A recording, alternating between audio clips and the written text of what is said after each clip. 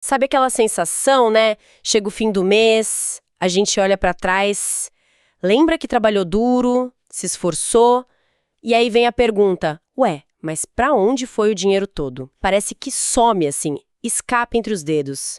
É frustrante, né? E muita gente sente isso. Mas olha, a resposta pode estar bem na nossa frente, só que meio escondida. Essa percepção é muito, muito comum. E o curioso é que o foco costuma ser sempre em ganhar mais, né? Só que muitas vezes o problema maior está na saída do dinheiro. São aqueles gastos que a gente nem percebe mais na rotina. Pequenos vazamentos, sabe? Que vão minando o orçamento devagarinho, mas sem parar. E é justamente desses ralos invisíveis que a gente vai falar hoje, fazer uma análise mais profunda. Vamos explorar um material bem detalhado sobre as 7 despesas ocultas que fazem gastar dinheiro agora. A nossa missão aqui é, jogar uma luz nessas despesas, entender como elas funcionam e, claro, o mais importante, ver que estratégias práticas esse material sugere para a gente retomar o controle, né? Porque não é só sobre ganhar dinheiro, mas como a gente direciona ele de forma consciente. Perfeito. E o material que a gente está analisando usa uma analogia ótima que atribuem ao G.K. Prumo, a do balde furado. Pensa bem, adianta a gente se esforçar para colocar mais água no balde, a nossa renda, se ele está cheio de furinhos por onde o dinheiro vaza sem controle. E é importante entender isso. Controlar esses gastos não é sinônimo de viver se privando de tudo, não. É mais sobre fazer escolhas inteligentes, sabe? Colocar o nosso dinheiro suado onde realmente importa pra gente. Alinhar com nossos valores. Faz todo sentido. O guia também fala da imagem do iceberg financeiro. A gente vê a pontinha, aqueles gastos maiores, né? Aluguel, uma compra grande que a gente planejou. Mas o perigo mesmo, o que pode complicar de verdade, tá lá embaixo d'água, invisível. São essas despesas ocultas, pequenas, constantes, mas que somadas, nossa, o impacto é enorme. Exatamente. O risco maior não está naquela compra grande que a gente pensou bem antes de fazer. Está na soma de um monte de gastinho pequeno que a gente faz quase sem pensar, no piloto automático.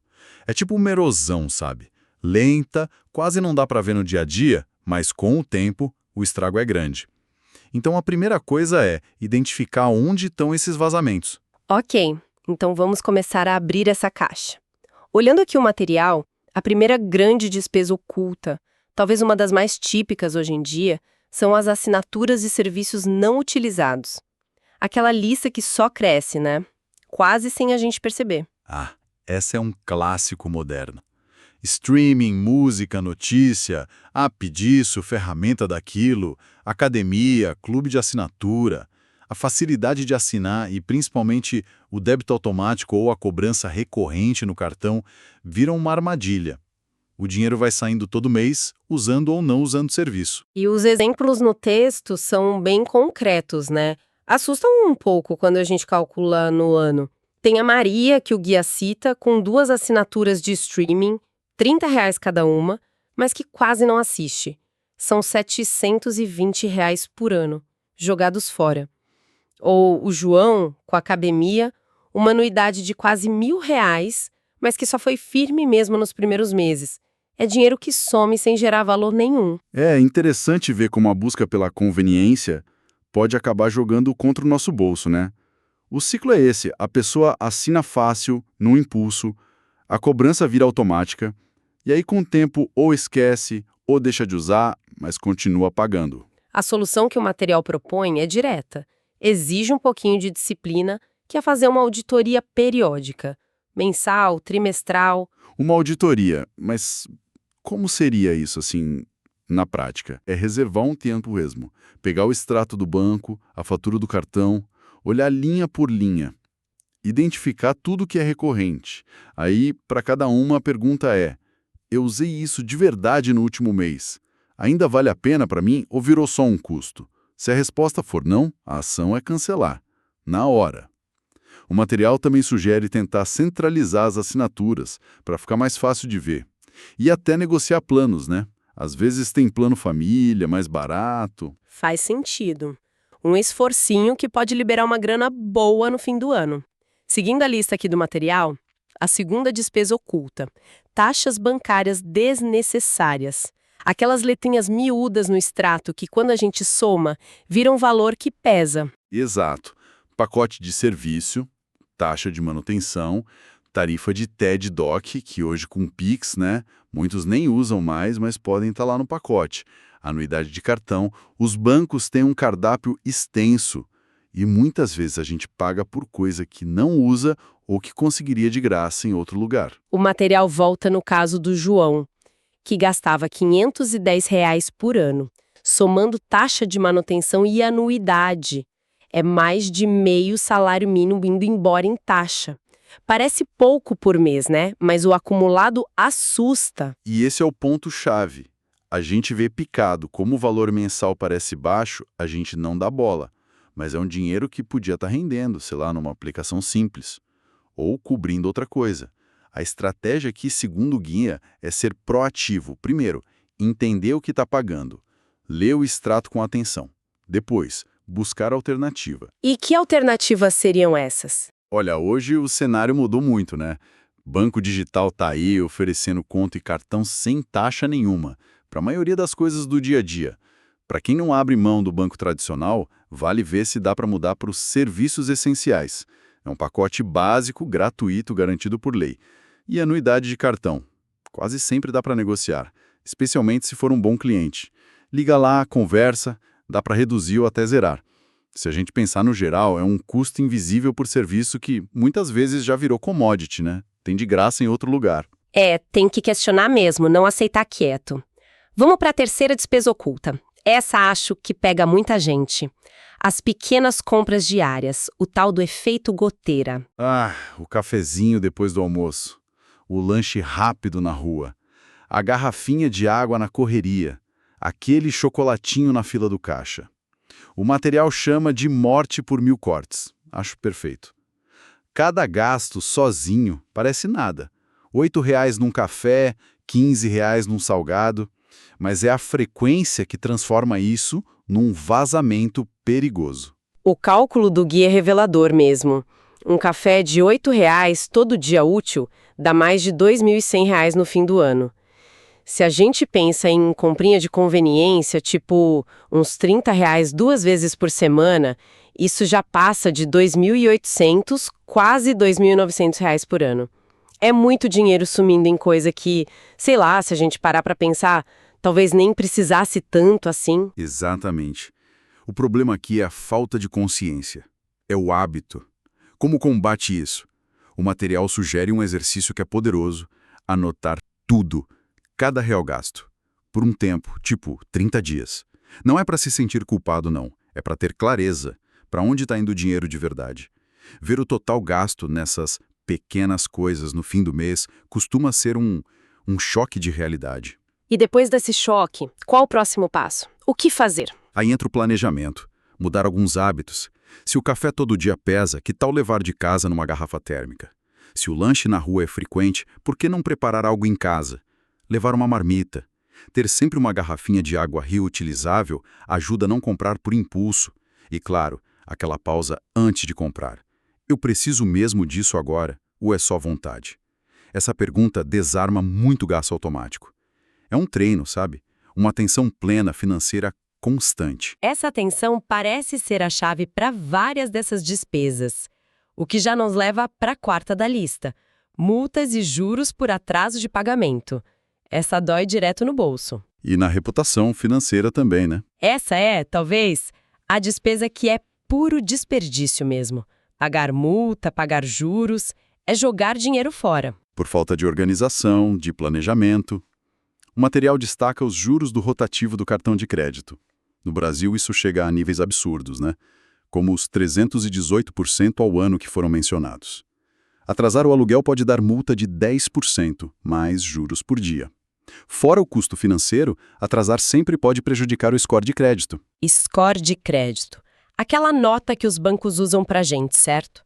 Que impacto isso tem na prática? Exatamente. Um score baixo por causa de atraso dificulta conseguir crédito depois e deixa tudo mais caro. Um financiamento de imóvel, um empréstimo para um negócio, ou até para aprovar um cartão novo fica mais difícil. Ou seja, a desorganização hoje pode custar ainda mais caro lá na frente. E as soluções que o guia aponta devem focar em botar ordem na casa, imagino. Sim, total. Organização é a ferramenta de economia aqui. Coisa simples, tipo colocar conta fixa em débito automático. Mas claro, tem que ter saldo na conta, né? Usar app de gestão financeira que manda lembrete. Ou até uma planilha, uma agenda visível com os vencimentos. E se apertar, prioriza pagar o que tem juro mais alto. Cartão, cheque especial, estancar logo essa sangria. A organização deixa de ser aquela tarefa chata e vira uma estratégia para preservar o dinheiro mesmo. Entendi. Quinta despesa oculta agora. Ataca um ponto fraco que muita gente tem. Compras por impulso e as promoções enganosas. Aquele chamado imperdível. O marketing sabe fazer isso bem demais, né? Criar aquela sensação de urgência, de oportunidade única. Leve 3, pague 2, 50% off só hoje, últimas peças. O problema é quando essa oportunidade faz a gente comprar o que não precisa, ou o que nem planejava comprar, ou nem queria tanto assim. O exemplo da camiseta de R$ 100 na promoção é ótimo. Se a pessoa não precisava dela, ela não economizou R$ 50. Ela gastou R$ 100 que podiam ir para outro lugar. É a ilusão de economia que, no fundo, é gasto extra. É muito fácil cair nessa, né? Ainda mais com rede social, anúncio direcionado. Que táticas o material sugere pra gente, sei lá, resistir mais? Tem algumas bem práticas. Uma é a regra de espera. Esperar 24, 48 horas antes de comprar algo que não seja essencial, principalmente online. Muitas vezes a vontade passa, a gente vê que nem era tão necessário assim. Outra tática clássica: fazer lista de compras antes de sair e seguir a lista. Para compras maiores ou mais tentadoras, fazer aquelas perguntas-chave. Preciso mesmo? Tem onde guardar? Cabe no orçamento agora sem atrapalhar outras coisas? Vou sentir falta se não comprar? E uma dica boa para o mundo digital: desativar notificação de promoção de loja, de app. Ajuda a diminuir a tentação. Essas pausas para pensar parecem um bom antídoto mesmo. Bom, sexta despesa oculta. Ligada à vida moderna, a busca por praticidade. O uso excessivo de aplicativos de transporte e delivery. A conveniência na palma da mão tem seu preço. E ele pode ser alto se a gente não ficar de olho. Chamar um carro por aplicativo algumas vezes na semana, pedir comida em casa direto. Pode parecer um luxo acessível, né? Mas a soma no mês e no ano surpreende. O material calcula lá: usar transporte por app 3 vezes por semana pode custar quase R$ 2.900 por ano. Pedir delivery 2 vezes por semana, gastando uns R$ 50 em média, passa de R$ 4.800 no ano. É um conforto que custa caro. E como achar o equilíbrio aí? Entre a conveniência e o controle do dinheiro? Ninguém quer abrir mão de tudo, né? O equilíbrio vem do uso consciente, planejado. O guia sugere, por exemplo, definir um limite por mês para esses gastos e acompanhar de perto, buscar alternativas quando der, né?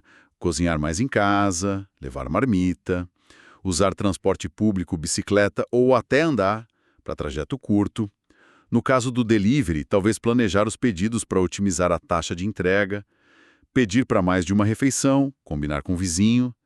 Não é cortar tudo, mas usar com moderação. Com inteligência. Palavras-chave. E chegamos na sétima e última despesa oculta da lista: compras parceladas e o acúmulo de compromissos futuros. A famosa parcelinha que cabe no bolso. Essa é sutil, porque parcelar em si não é o problema, mas o uso exagerado, sem planejamento. Aí sim. A ilusão da parcela pequena, só R$ 50 por mês, faz a gente acumular um monte de compromisso. E aí, somando tudo, isso ingessa uma parte grande da nossa renda futura. Antes mesmo de receber o salário, uma parte dele já está gasta. Por meses, às vezes anos. Isso diminui muito a nossa capacidade de poupar, de investir, de lidar com o imprevisto. O exemplo do guia é bem realista, né?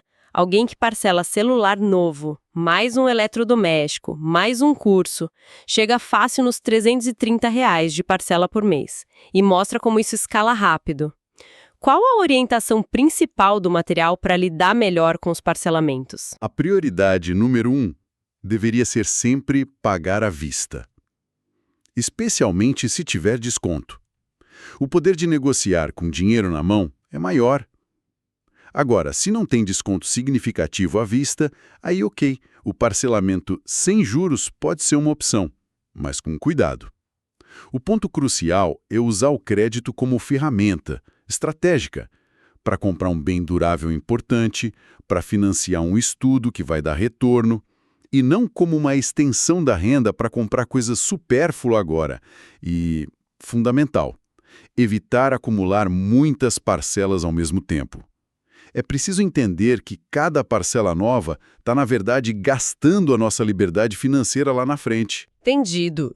Então repassamos as 7. Assinaturas esquecidas, taxas de banco que dá para evitar, os gastinhos diários que somam um montão, multas e juros por desorganização, compra por impulso fantasiada de promoção, o preço da conveniência exagerada dos apps e comprometer a renda futura com muita parcela.